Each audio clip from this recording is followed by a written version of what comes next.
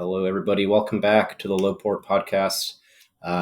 No Tim Herron again, but we have a new local shooter to introduce to everybody. So, BLAAAZE, Montana, welcome to the podcast. Thanks for having me. Appreciate you. How's everyone doing? So who are you, and how did you get such a cool name?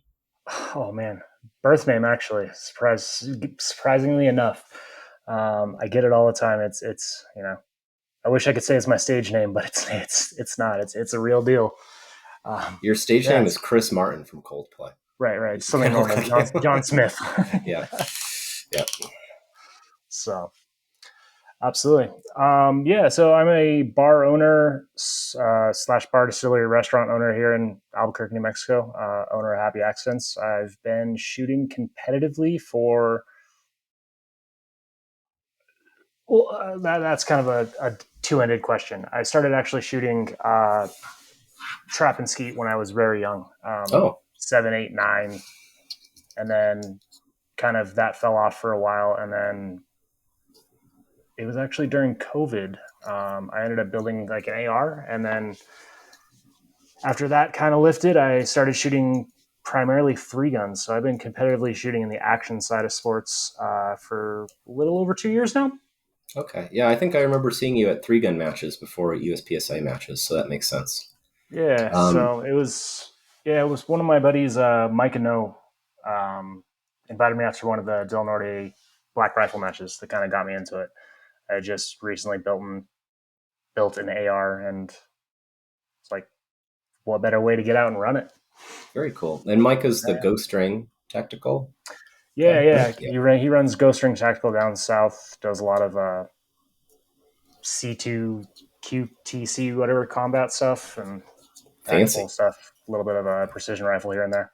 And our other friend Tim Proctor is on one of their billboards. So if you drive down to South on I-25, you'll see Tim on a billboard for Ghost Oh, Ring. really? It's kind of funny. I just noticed it one day. I was actually driving down to El Magordo for one of their USPSA matches. So super early in the morning, I just see Tim fly by me on the highway, and I'm like, "What the You're heck like, is whoa, going what's on?" that? Yeah. Yeah. So are you from this area originally? Not originally, but I've spent most of my life here. I was originally born in Colorado, but I did grade school and high school in Santa Fe, and then college Okay. here. I Cool. was traveling all over the place for a little over a decade. Myself and my business partner, we were doing consulting work for bars around the nation. Like bar rescue, Yeah, basically. finally we got That's kind of pretty cool. sick of making money for rich old white guys and said, screw it, let's do it for ourselves. I So aspire to be one of those someday. yeah, right. One day we'll see. Yeah. Just not the That's shitty cool. type. That's it. Yeah, no. I like to think I'm not shitty. I think I'm great personally. Um, Absolutely. well, okay. So when you were younger and you're doing trap and skeet, was that back in Colorado or was that here in New Mexico? No, that was actually in Vermont, of all Oh, okay. places. So another place. Yeah, it was my grandpa. He's a big bird hunter. Primarily pheasant is what he did. So I would go out there and spend a month and a half, 2 months out of the summers with him. And he would, it was a lot of over under side by side antique style shotguns, 12, 20, little bit of 410 here and there. So So you were probably pretty comfortable in 3 gun with the shotgun when you got started with that, huh? yeah, actually, it was I was at Cabela's one day and they randomly had like a Jam Pro on the shelf, and I just The had a Jam whim, Pro. yeah, the Jam Pro, Yeah. the jam button that's on there. Luckily enough, I haven't actually hit that jam button in a match. Dry fire all the time. It's the Really? worst Hmm. design. Oh yeah, yeah. So picked up that shotgun and then was like, all right, I got to figure out how to run this thing because calibers and local ranges, you really couldn't do much with it. Yeah. Um, so I ended up signing up for a couple 3 gun matches and went to town. It was There great. you go. And so Yeah. did you just actively seek out 3 gun because you wanted to run your shotgun, or how did you kind of stumble across those matches? So it was the first introduction was definitely the Black Rifle match. Oh, Micah brought me to that. One of they did, and then after that, he introduced me to practice tour. Basically, said go create an account, sign up, and then I started just kind of Googling more, found out that they were running, 3-gun ratchets more regularly. Signed up for a couple myself and just went out there and saw what it was all about. That's really cool to hear because Yeah, I think the black rifle matches are super fun and they always have a big turnout, it seems like. And I think that's because you don't really need a lot of gear. Most people have an AR or an AK or something and a couple mags. You just need to stick one or two spares in your back pocket and you can get through all the stages. So it's a really yeah. low I mean, barrier to entry and it's just fun. absolutely, it's a great time. It's a great introduction for new shooters for sure, and they get a lot of not new shooters, but new to the competitive shooting side shooters, right? Right. Um, yeah, and you see people of all walks of life coming to those matches, and it's great. But yeah, I always enjoyed running the shotgun. Like the whole John Wick thing. I was like, hell yeah, let's do this. Absolutely. So yeah, Yeah, jumped into the shotgun. I think the Terran stuff with training Keanu and stuff probably did boost three gun a little bit. Yeah. Um, Now, are you still doing a lot of three gun matches, or have you pretty much thrown yourself into USPSA primarily? Um, Primarily USPSA. I haven't done a 3-gun match in months now. I want to get back into it, but with bigger matches coming up and kind of, I mean, I jumped into the deep end of the swimming pool with USPSA. Yes, you sure did. We should talk about that actually, Yeah, because absolutely. you're almost maybe you're actually worse than me at this point for collecting guns at a very high rate. So Yeah, I'm up it to three happens. open guns. I think you're already up to two, but you have Yeah, a limited that's too. optics gun from Masterpiece Arms, and who knows what else you probably already have in your shopping cart on various websites. So Oh yeah, it's a thing. Yeah, it gets pricey quick. Yeah, it was. I started off USPSA just kind of supplement the 3-gun. Um, I was only able to do about like 1 3-gun match a month if I was lucky, two if I was really lucky, and then I would shoot a couple USPSA matches here and there, just get more time behind the trigger. Really. Saturdays are probably a busy day for a guy that owns a bar. Oh yeah, it's the Saturdays that don't really kill me. What it is Friday nights closing the bar, Mm. not getting home till like 2, And and then waking up at 6. It's like, yo, I was going to the that matches just that makes ragged, sense. Yes. ragged. Yeah, so that was a thing. And then, man, I was shooting open minor class for 8 9 months, something of that nature in Yeah, I remember USPSA. you had a Glock, a very tricked Yep. out looking Glock with a compensator and stuff. Yeah, total Gucci Glock. Again, another kind of post COVID project that I just kind of pieced together. But yeah, it was a comped gun, so it immediately bumped me in upper class, and I learned very quickly that it was extremely hard to be competitive shooting open minor or major division minor class, right? Um, Absolutely. So yeah, instead of taking so the comp off, you bought a $4,000 open gun, yeah, right? like I Makes said, deep into sense. the pool. It's like, That's the kind of yeah, logic I apply as well. like Yeah. yeah, yeah. It was one match I was shooting, and there was a gentleman that the only reason he had beat me was because he was shooting major division, which I think you've probably explained it on the podcast before, like the differences in the scoring between minor and major. Yeah, but go through it again. Who knows? We could have new Yeah, people. so essentially, you have your alphas 5 points across the board. For minor, Charlies are 3, and major Charlies are 4, and then delta it's 1 and 2, right?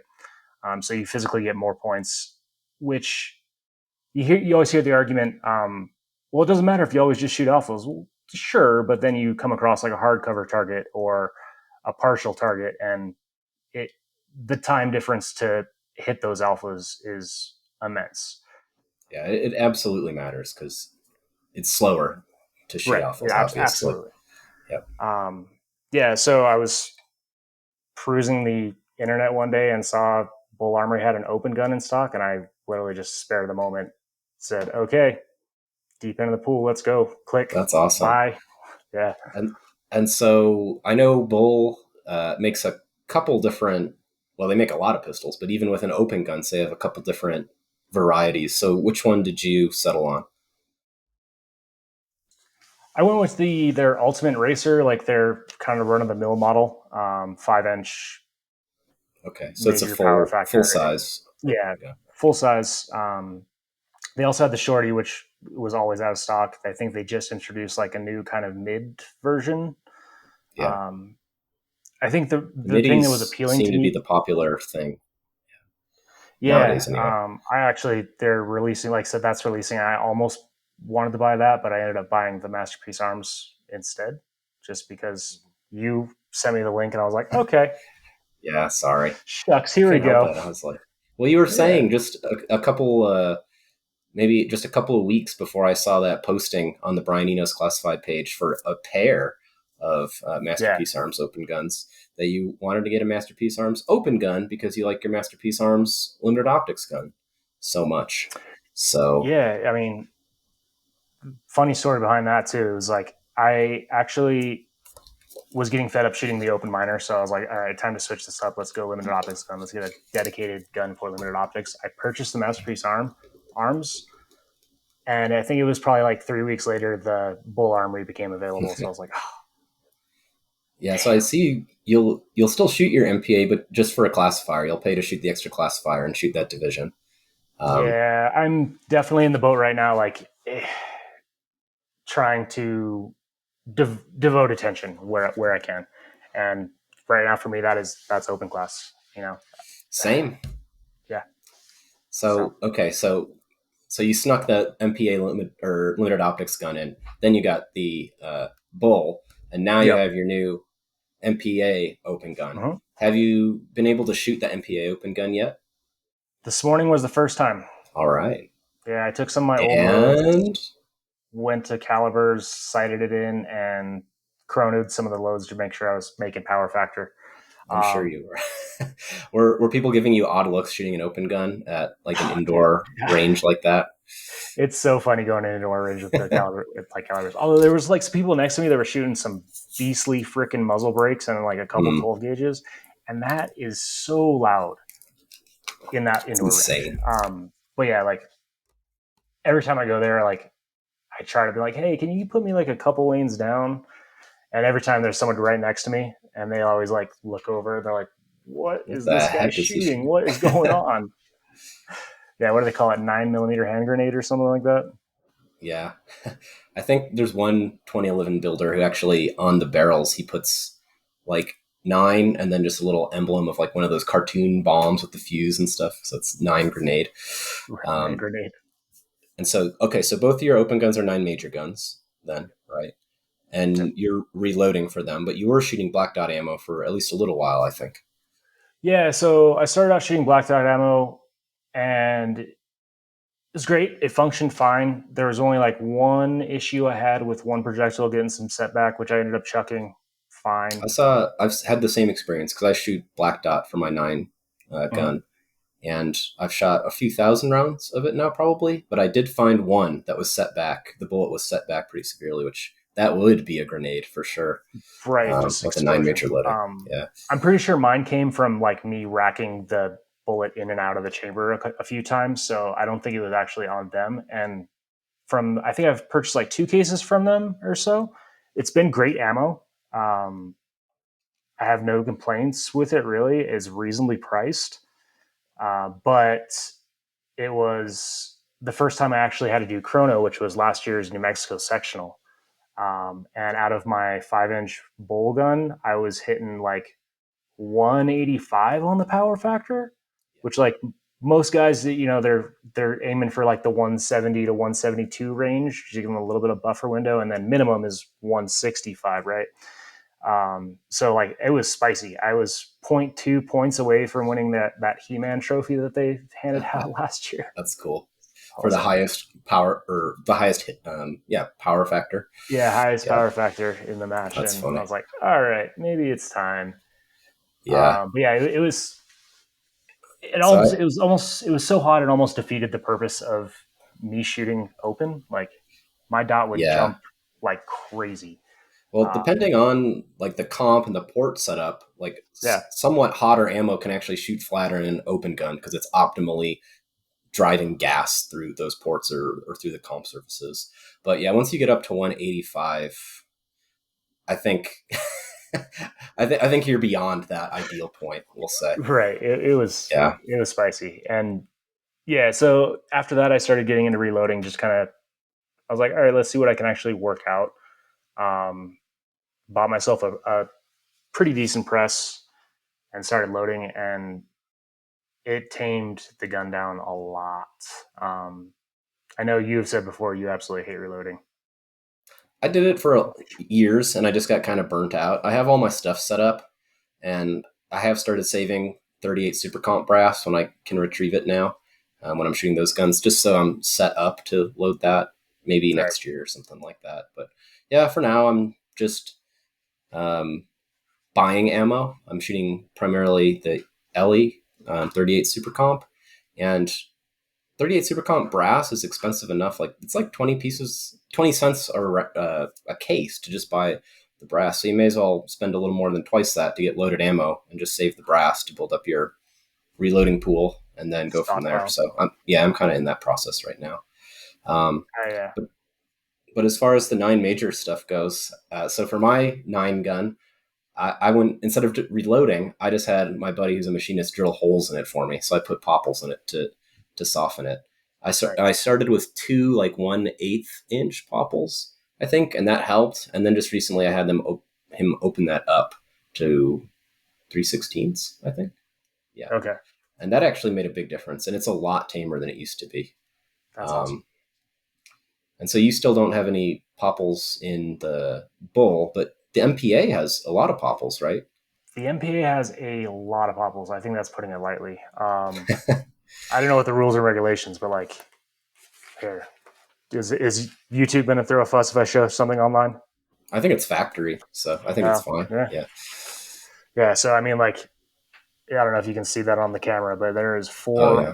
5 monster freaking popples on the top of that. Holy cow! Yeah, there are Yeah. 5. Yeah. So 1 in the comp and then 4 in the actual barrel. Jeez, Um, Louise. And so, as far as yeah. shooting So dynamics go, would you place that above the bull? all day long. Yeah. Honestly, so the bull, it was great, and the thing that appealed to me was honestly the price point. It's probably the most budget minded open gun you can get on the market today. Um, but I mean, it's a polymer grip. So there's a lot of it's a pretty light open gun. Shooting the MPA with it being a steel grip, just the extra added weight of it makes it so much more stable. Um, like your dot lift and usually my I've gotten my grip down to where my dot lift is completely vertical. When I was first starting out, I was going left, right, up, down, all over the freaking place. This one, it's just locked in, like it doesn't move. Excellent. Excellent. Yeah. But I Yeah. mean, the popple holes now I have to. I'm kind of in the process of now I got to work up some more loads because mine are definitely a little light. I was making power factor, but just barely out of this gun. Well, I was going to say, if you're out of black dot, you can borrow some of mine just to see how something at the higher power factor level kind of runs through that new Yeah, setup with all your ports and popples and this and that. So, yeah. definitely. I might give them a whirl, but I'm actually like I have my reloading setup, and I actually kind of enjoy it. It's for me right now. I guess I'm probably not burnt out on it, but it's a good go in, just clear my mind, throw on some music, and just sit there and run the press, chunking out A ammo. lot of So people really like it. My dad loves reloading. He geeks out of it over it, and is every 10 rounds or something, he's like checking to my it's just too slow for me. Yeah, but like yeah, it's good that you like it. I think it's probably you do get a slight advantage when you're reloading because you can tune your load to exactly what you like best in your gun, which is awesome. Yeah. yeah, I mean, with the bull being what it was, that was kind of the primary reason, and now it's kind Hmm. of there are things I absolutely hate about reloading. Picking up primers, awful. Yes. That was like the first upgrade I did was getting a primer filler. I Okay. See, I never got one of those. Maybe that would have helped. It's yeah, I'm sitting there like clicking primers, the worst. Yeah, I bought one of the little double alpha prime vibe or whatever they call it. Hmm. I can load a load tube in like a minute versus the 10 it takes me to pick up 100 primers. So Yeah, that's a big well worth help. it. Yeah, it sounds like it's probably only a couple $100 or something, $200. I don't know Yeah, how I much think it's those like cost. 100 and some change. So Cool. Super Yeah. good. So you're talking about dot lift, and obviously you're pretty tuned in to the technical aspects of the game at this point, and it seems like you're taking the competition side, especially USPSA now, very seriously, because over the past few months you've been getting much better. Like I've seen just your movement, your accuracy, and then your placement at the local matches go up. So what are you doing? Well, first of all, why are you so motivated to do that? And then, like, what does your training look like? How have you been able to have this rapid advancement in ability? All right. So first You just question watch Christian does Seiler videos and you yeah. absorb it. The answer to the second question is a little cringe. First question, dedication. I think it's a good hobby for me to get out. Mhm. I dedicate a lot of my time to my bar, and being a business owner, that's just kind of what you do. Um, that takes a lot of my time, and I found USPSA just a good way to clear the brain, get out, get outside, do some stuff. I've always been kind of really active into the extreme sports or a Mhm. little bit more niche sports stuff, and this just kind of fit the bill. Yeah, I've also always been competitive. Like, so when I was bartending, I was a flair bartender, and I competed a lot on the flair bartending circuit. So Uh, that's like Tom, not to trivialize it, that's like Tom Cruise and no, yeah, Cocktail or please, something like that. Yeah. absolutely. Flipping That is bottles. And flipping bottles, doing the whole thing. I Just a need to little bit come more by on the sometime and get a extreme side. show. I know I'm not Yeah. much behind the bar anymore these days. I mean, Yeah. my bartender's been trying to get me to go, but You're behind a I'll sit desk back. more often, No, no. or Yeah, typing yeah, away at the computer, finances and all that, not fun that's stuff for the industry, but that's the nature, I guess.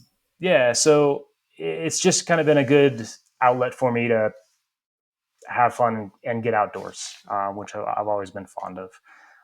As far as the training schedule goes, or how I kind of learned, is definitely a cringe answer. And I know people are going to freaking hate me for saying this, but YouTube? I think Um, that's a completely valid answer, actually. yeah, I mean, there's a huge asterisk on that, and caveat, because you watch these videos or Instagram, social media, whatever it may be, and there's a lot of things that these guys are doing that you're not going to pick up on the video. And backtracking to that, to when I was competing in flare bartending, it was the same thing. When I was learning that, I was watching a lot of videos doing that kind of thing. And it wasn't until later down the road where I actually took a training where it was like, oh, you want to do this? You're not seeing that they're actually doing this in the video. And you miss out a lot of those things. But with that prior knowledge, I find I'm able to take these videos and actually kind of overanalyze them. Um, that's and dry fire. Yeah, I'm not gonna lie, I don't dry fire as much as I should. I'm like Well, a whatever good you're week doing, is like, it seems to be working. Are you A yeah, class yet? no, no. You must be close. I'm I think right now I'm top 20 on B class. Okay. Uh, Yeah. I'm like at the very top of the 20 list on B class, which is it's cool. But everyone's like, Blaze, you're sandbagging. You need to just get out of B class. I'm like, I'm I swear to trying. God, I'm not trying to sandbag. B class is I've heard is one of the hardest to get out of, just because it's such a wide bin, and so God, yeah, so your bad classifiers can still count, and they can really hurt you, because right. by the time, let's see, what's the range for master, for instance? Like that's 85 to 95% classifier scores are master. So the worst classifier that can count for you is 5% below the lowest bin of your rank. So only 80% classifiers. That would be the worst you could ever get on your record as a master as you're trying to make GM. But B class, doesn't that go down to like 60% or something like that? I think it's 60 to 75 is B So you class, and then Okay, yeah. So you can have 55% counting, as you're trying to rank up. So it seems tough. yeah, I'm right there. If I mean, like, I need to pretty much do average on one more classifier before I hit A class. Did you do that classifier match that the city range did I last did. month? I did. Yeah. How was that? It was good. It was. I kind of went into it just as like a regular old match, and I was like, Yeah. I think that's the right Whatever. mindset, I don't really actually. care much about this. I'm kind of at a comfortable position, like ranking up to A class. Sure, why not? But right now, I'm at a position where I'm not really going to benefit or be hurt by going either way.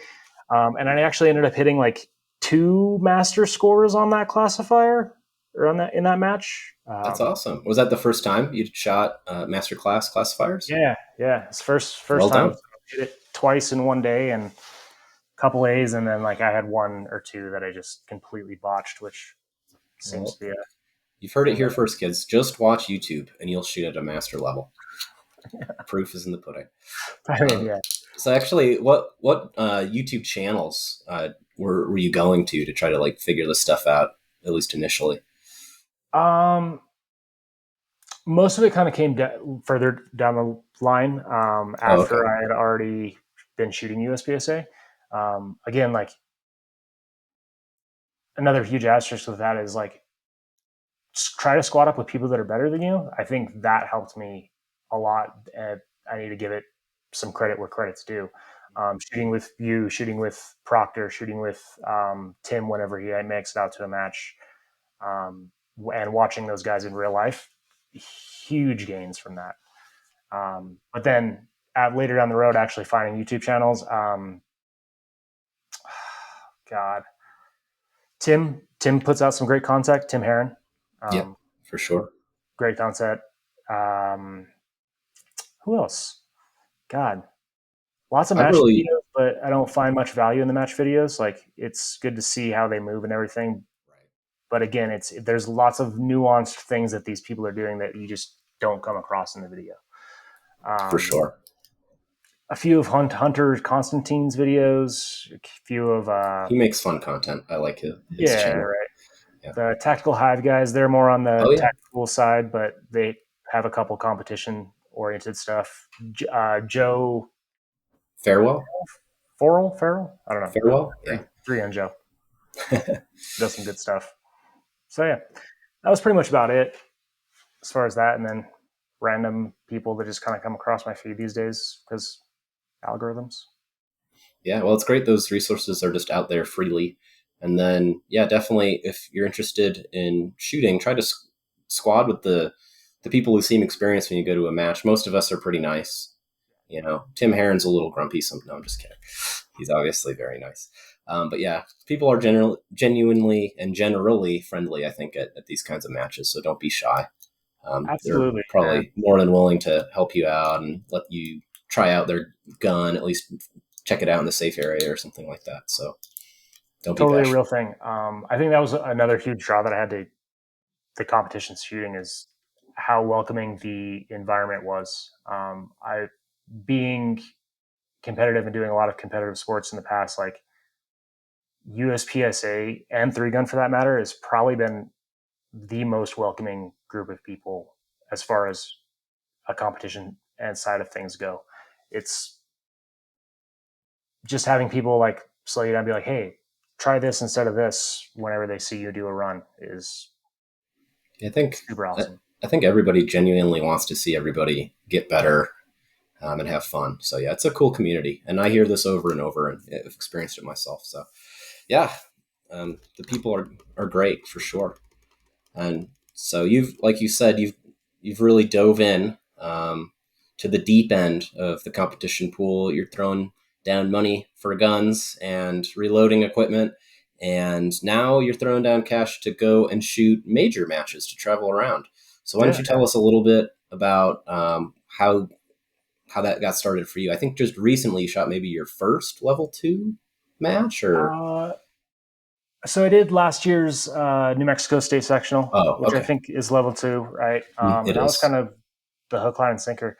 Um, and then, yeah, I just did the Texas State Open right outside of Houston, a month and a half, 2 months ago, something like that, And how did you which find was that experience? Because that, sure, the New Mexico sectional is a level 2, but it's here in our backyard. So right. Texas was the first time you probably traveled to shoot a Yeah, big match, absolutely.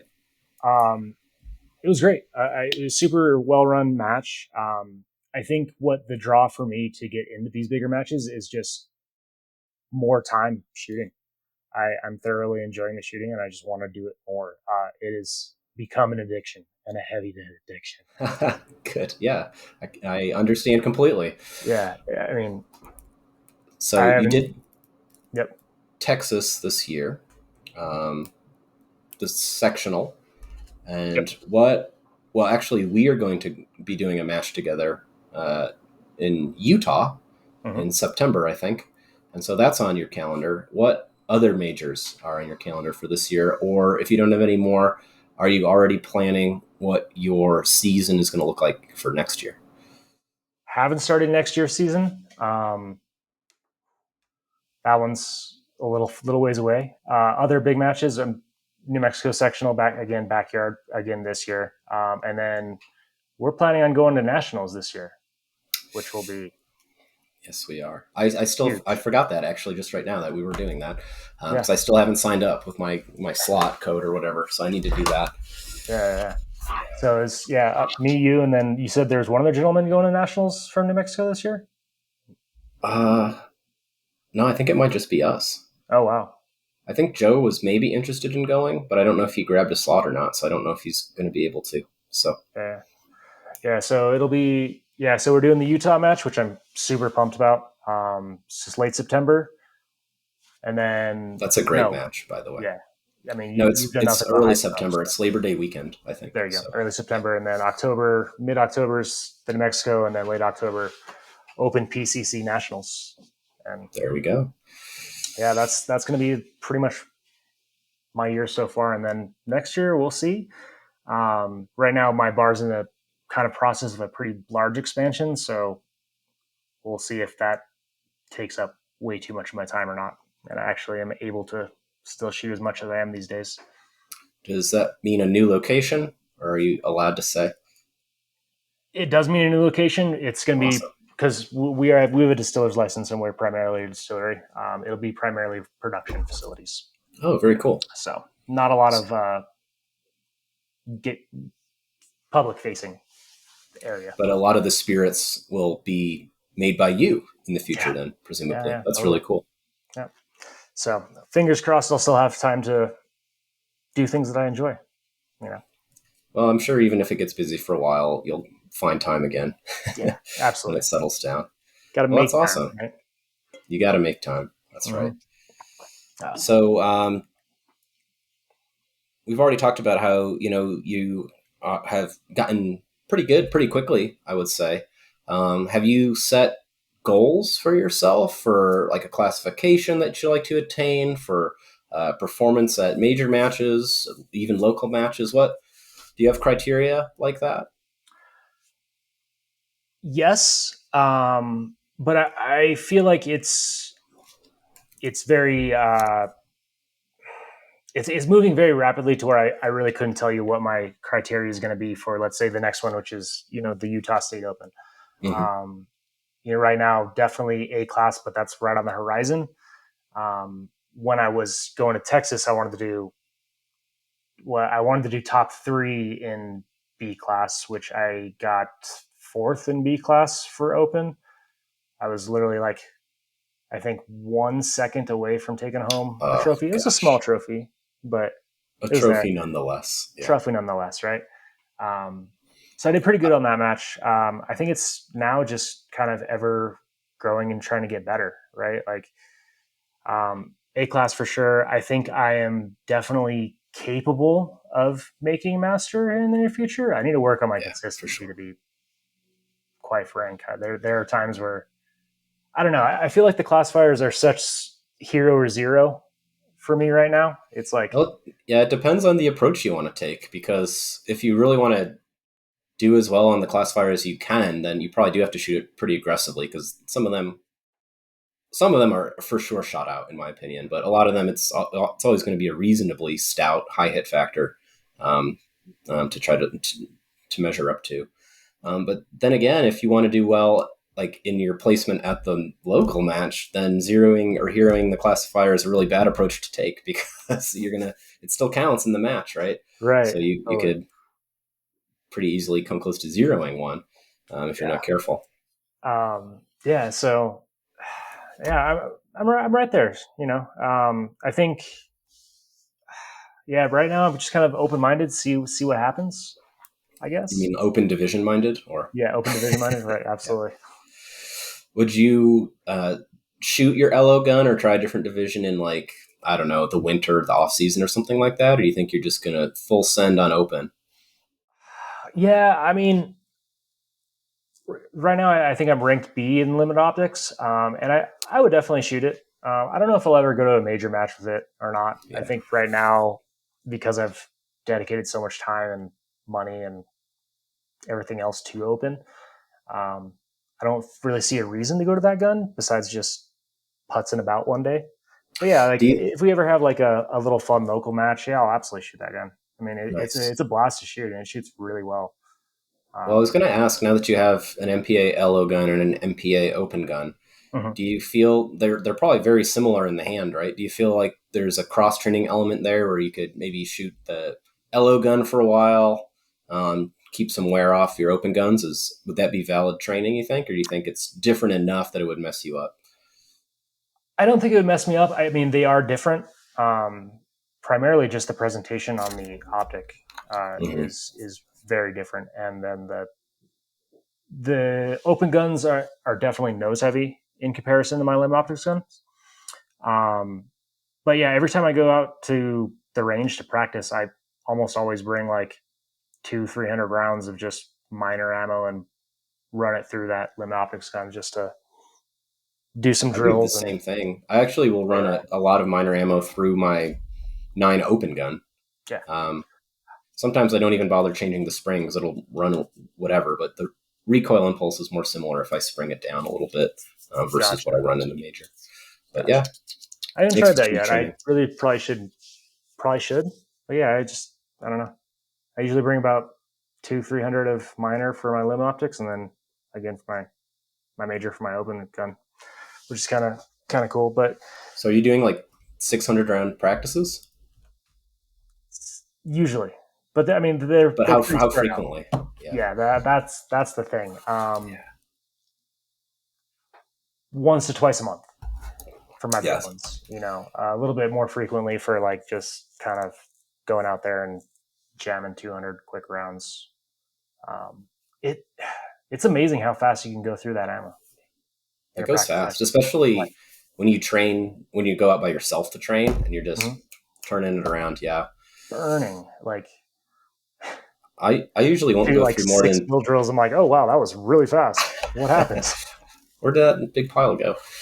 Yeah, Um, yeah, I usually don't won't shoot more than 300 rounds or so at a practice, but I have had like bigger practice sessions, yeah. especially if I'm way out of practice or something like that, or I need to Mhm. really ramp up, I'll maybe shoot 500, or if it's before a big match or something, yeah, I'll ramp it up a little bit. But I'm still not live fire practicing very regularly. I was very regimented about that before I moved to Salt Lake City, and then I did a lot less live fire practice while I was there, and I still haven't gotten like a steady schedule going here yet. But I'm getting enough in. So Honestly, like it's hard. Getting out and shooting live ammo is difficult. I don't. Are you? You're a member of Del Norte, right? So do you ever head out there to practice or? I do sometimes. I'm a member of both Zia and Del Norte, Okay, and on the face of it, like obviously Zia would be more convenient because it's so close to town, relatively right. speaking, to Del Norte. But they only have a few action berms, and I feel like a lot of the times I show up there, they'll be occupied by people who aren't really using the berms a lot of the time for actual action shooting, which is annoying. But Yeah, that's neither here nor there. So right. the last time I practiced, Joe and I were like, let's just drive to Del Norte Nice. because it's a huge facility and there's almost never anyone there. You just roll up and shoot whatever you want. It's great. So Yeah, I'd I would rather, totally get a membership, but it's it's a little ways out there for sure. it's pretty far. I enjoy the drive a lot more now that I have a truck that's like semi off road oriented. When because you have a Mazda, I had a Mazda before too, and and it was an SUV just like you, but I felt like I was beating it up trying to drive out on that dirt road because Del Norte, for those who don't know, the name is accurate. It is way north of where the civilization of Albuquerque and Rio Rancho ends. So it's I don't know exactly how far, but it's probably 9 miles or something Oh, of yeah. dirt road. And they occasionally grade it, but it gets pretty bumpy and rough sometimes. And so driving out there regularly and trying to make good time in my Mazda, I really felt like I was beating it up. But now I can really whip it in my truck, and I don't Nice. feel like it's destroying it so badly. So it's kind of fun. It's kind of like driving a little Baja race to go out there now. For sure. So I yeah, mean, my yeah, quality it of is life. washboard like Oh, skimming it's bad. across the Yeah, top of the freaking dirt. but people drive too slow. That's the thing. When you're going 30, 40 miles an hour, I shouldn't incriminate myself legally.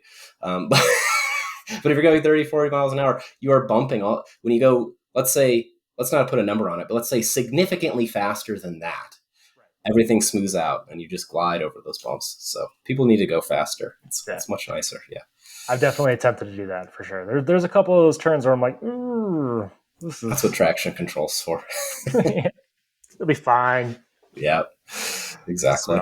yeah. Lately, I've been going out to the East Mountains. There's a kind of little BLM land right out up there that's pretty nice. But That then sounds again, no one out convenient. there. So, Yeah, I but yeah, remember early on in my shooting career before I really had memberships at any of the ranges, I would go up past Bernalillo on 550, and there's a place out by White Mesa where you can shoot. But mm, that's a drive too. You're looking at probably close to an hour to get out there anyway. So wow, East Mountain sounds nice. yeah, it's pretty good. Like 30-ish minute drive. So it's depending on how fast I'm driving to get to Del Norte, a little bit closer, but not much. You know, Yeah. Were were you shooting when they were still doing matches at Founders Ranch out in the East Mountains? no, I don't even think I was in town by then. Or at that point, it's something that I've looked at, but there's not really much information I can find about it. Well, it's closed now, Okay, which is unfortunate. Yeah. So, do you know what Founders Ranch was though? Or I've heard of it. I don't really know yeah. much about it at all, though. So Yeah, it's called Founders Ranch because the founders of SAS, the Single Action Shooting Society, I think it's SAS, so right. the It's the Cowboys in the the cowboy stuff, right? Yeah, yeah, they bought that big parcel of land out in the East Mountains, and they built a really cool range. It's got a lot of berms, and they've got their little cowboy town too, so it's got a theme. And then they actually have longhorn cattle and stuff that roam around. But for whatever reason, they needed to sell it, and I think the story was there was a prospective buyer, and I think what happened was the prospective buyer was allowed to operate before the deal fully closed or something. And they started really running a lot of matches and doing activities and things like that. They were really using this ranch, but somehow the deal fell through. And so damn, it's just that's a sitting shame. unused now. Yeah, it's a great facility. It was really cool to shoot more in kind of the mountains. It was always a lot cooler there than the city Right. range or Del Norte temperature wise. So yeah, it's a shame. Hopefully, maybe somebody will buy it and it'll open again. But I would bet more than likely it just gets sold and turns into houses or something like that. So we'll see. Land development, something. Bummer. Yeah, But yeah, it sounds like a blast. I mean, for I sure. always hear those guys shooting when we're out of the city range, like little plinking with their 22s. They basically are shooting 22s. I think Yep. they've got basically paintball velocities for the things they're reloading. Because have you seen them? They shoot steel at like super close distances. No, It's kind I of haven't. crazy. No. Yeah, it looks sort of fun. Maybe someday. I don't think I know anybody in the cowboy sass shooting community, but we could have somebody on to explain it. On the face of it, it seems a little silly to me because you have to wear a costume. It's not optional. Right. You Like have to wear a costume, and you have to have your cowboy nickname. And so to me, that just seems a little silly. it's a Um, little silly. I mean, but the shooting does seem kind of fun. I've on Instagram seen videos of there's some young kids that are really good, like loading the double barrel shotgun, and they have the lever action, and they're fast, and so fanning the revolver. So it seems kind of cool, but I might try it someday. But I don't think I'd ever really get into yeah, yeah. Not my cup of tea. it.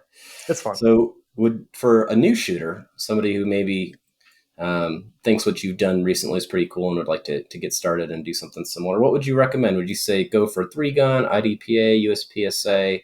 Does it matter? What suggestion would you have for a new shooter? And Oh, just generally, how would you kind of help somebody get going into practical shooting generally? I would say find something that interests you, and just go for it. That's kind of what I did.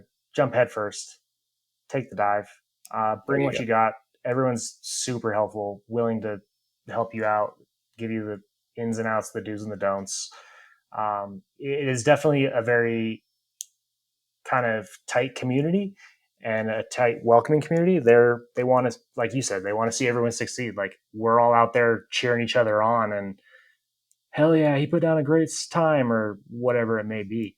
Um, if I had to pick a division to get started in, I would probably say give like USPSA or IDPA a run, just Yeah. because there's a lot less gear. But I mean, there's an appeal to three gun. Like, Three gun is super fun. It's just, I think it is intimidating from the gear perspective because yeah, I mean, you need three guns and there's specific equipment to have that goes along with each of those.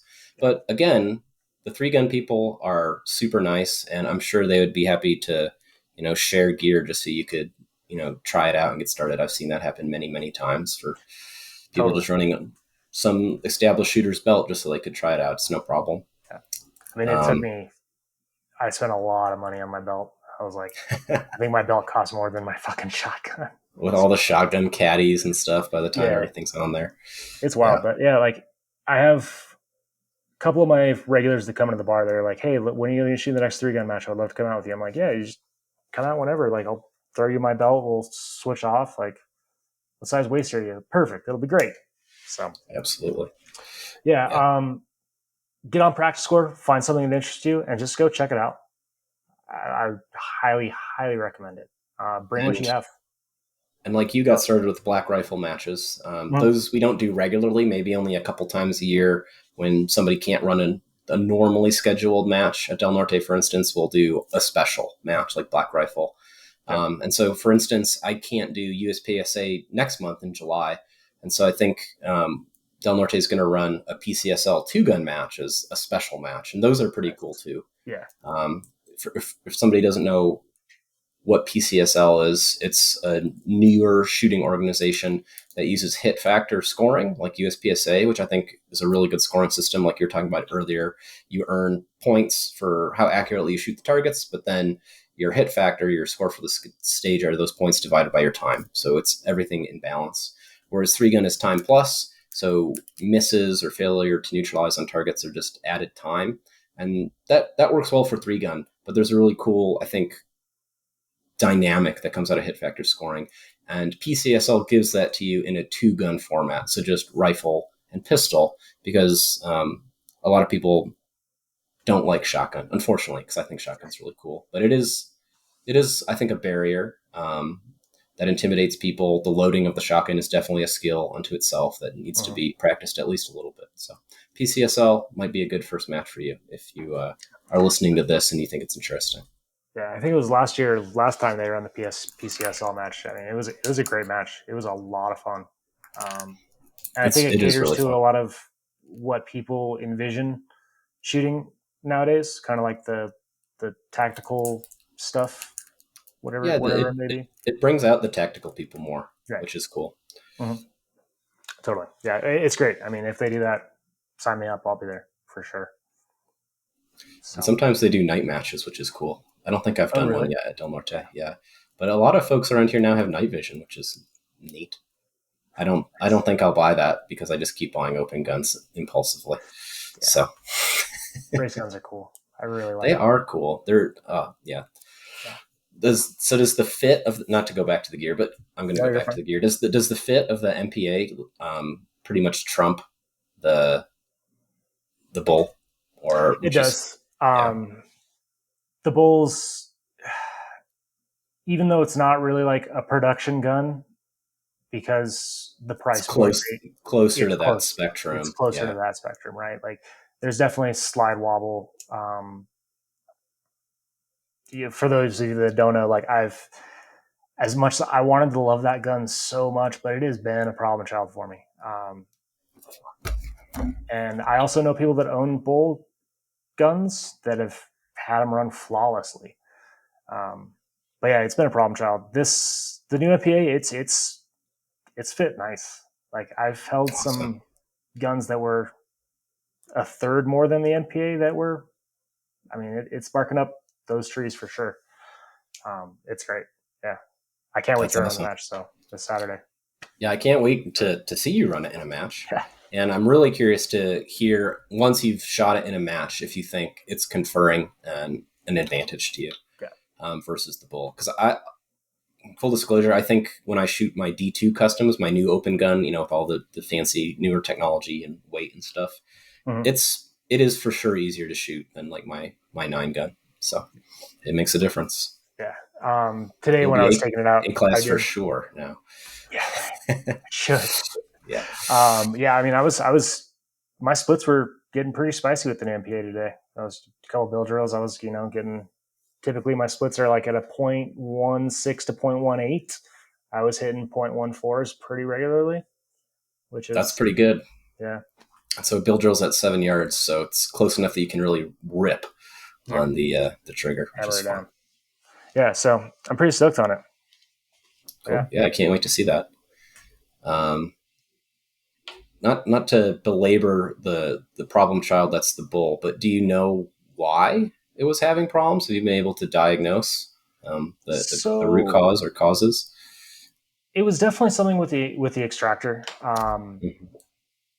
Is kind of what I've boiled it down to. And right now I have it running and it's been running great. I have one magazine that I probably just need to get rid of that occasionally nosedives, cause a failure to feed. It's an MBX, isn't it? Yeah, Or it's an no, MBX. it's is it really? Okay, so you have MBX Yeah, mags yeah, for your bulls. Okay, yep. I actually have two 170 millimeter bull magazines. I haven't really used them besides like put a couple rounds through them just because I like to keep my gear consistent. And yeah, the bull mags they're different. they are different. Pulling them out of my belt and getting my index points, it's just nice to have everything real nice, consistent. Um, Yeah, I think but that's yeah, so smart. there's one big stick that I have that like occasionally messes up, and I don't know if I need to break it in more. I kind of got it running, and I'm like, all right, let's just leave it alone. Don't do So, anything. But it so was when I yeah, switched to open, I started having problems with MBX mags, really and mhm. And I think the slides on the open guns are moving so much faster that if the spring is a little bit weak, it's not going to get the round up onto the feed ramp where it needs to be by the time that slide is closing and pushing the bullet in. So the jams I would get with all my open guns would be like a nosedive where uh, the nose of the bullet is impacting right below the feed ramp, so it couldn't go mm, on. And it was only happening with MBX mags, and it was the worst in my new gun, my D2 gun, because that's a midi gun, not a full size gun like my other ones. So the slide is lighter for that reason, and it's also an island barrel gun, so the slide is extremely light. And so I oh yeah, think that had the most exacerbated super fast slide movement, and so it happened the most in that gun. And all I could diagnose that down to was the springs are anemic now in MBX. I don't know if they've gotten worse or if they've always been like that, but they have a really hard time lifting the nose of the bullet quickly. So what I've done is I've just put Terran guts into mm-hmm. my MBX mags. Problem solved. Problem It solved. works great. So yeah, you can Interesting. probably just buy spring and follower for that problem mag, and you'd probably be good. But Yeah, I'll have to go to that was my World. Like, experience. Yeah, yeah, I'm running MBX pretty much on. I'm running MBX on the MPA, the Masterpiece gun, and I'm also running them in my bull gun. And I've only had the one that has been had problems. Everyone else, every other mag I have has been pristine. well, But that's yeah, good. Yeah, yeah, back to that bull gun. It was definitely an extractor issue, and I went through 4 extractors I fit in that gun really. And before I finally like got it running. Yeah, it was a thing. I get joked about it all the time. Like every what time we're at a match. extractor is working? What? What extractor do you use now Oh, that's working the best? right now it's the EGW practical. Okay. So kind of like I don't say it's their base model, but it's one of the kind of lower end EGWs. Like I tried their HD, couldn't really get it to work. I Mhm. tried 2 different bull made extractors, not really much luck there. Yeah. So So sometimes extractor issues can come from the fitment between the firing pin block, which is what captures and retains the the, the extractor, because there's a notch in there that the firing pin block slides into. And if there's a lot of slop there, the extractor can clock in the channel. And as it's clocking, that can cause problems. So I don't know if that's something you looked at all. That was actually one of the first things I fixed or did to the gun. Mm. I noticed that, and from the factory, I had a lot of movement clockwise, if you would. So put in an oversized firing pin, stop, fitted that in there, and still it was oversized firing pin stop with the stock extractor. Still nothing. I don't know what it was, but yeah, the practical one, as soon as I fit that one in there, I still get a little bit of erratic ejection, but nothing to the point where it's causing the crazy stovepiping that I was having. Well, that's good. Yeah. Yeah, it sounds like a bit of a frustrating problem, but that gun seems workable now, at least. So when I say deep into the pool, like I think I got put through the ringer because there was a lot of stuff that I need to learn when I started shooting open. It sounds like it. So, yeah, well, open is for sure. They're gonna be the most finicky guns. Yeah, absolutely. So there's not a lot you can do about that. But one thing I will say is they are a ton of fun when they run. They are so fun. Yeah, loud and fast, and definitely not for everyone. I love it. Sometimes I miss the visceral feeling of shooting guns that recoil. Like open is very different, but just to basically turn stages into a foot race and just being able to shoot as fast as you can with an open gun is a real thrill.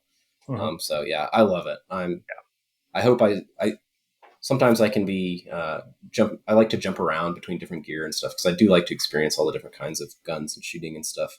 But I really think I'm going to stick with open for at least a couple seasons to see how far I could take it. Yeah. It'd be cool to make GM and stuff like that. That seems kind of far away still. Open is really hard to classify well, honestly. But something to work towards. We'll see. Yeah.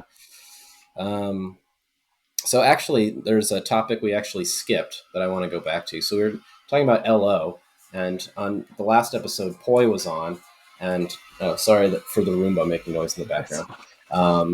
Very professional podcast production here. Poi kind of threw down the gauntlet. He challenged basically any law enforcement officer to come and compete against him.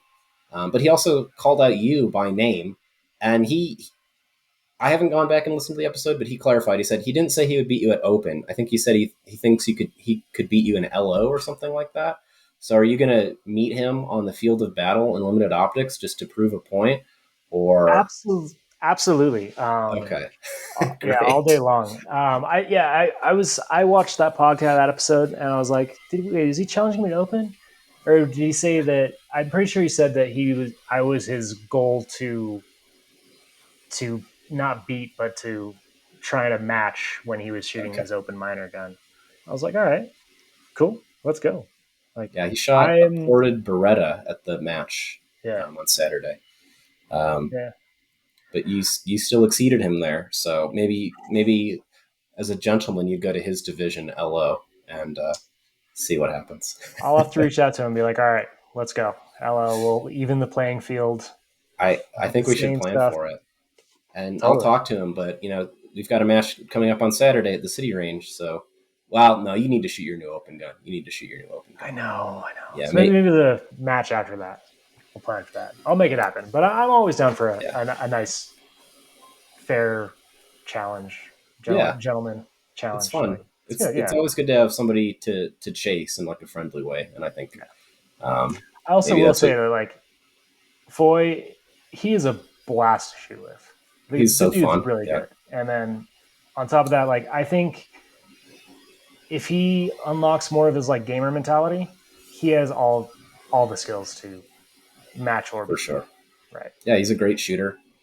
For him, I actually don't end up shooting with him a lot with the way the squads usually work out. But in his videos and stuff, I think it comes down. I think this is what you're getting at is kind of his like movement and breakdown of stages and stuff. So I think where he's giving a lot up. But in terms of just shooting skill, he's got a ton.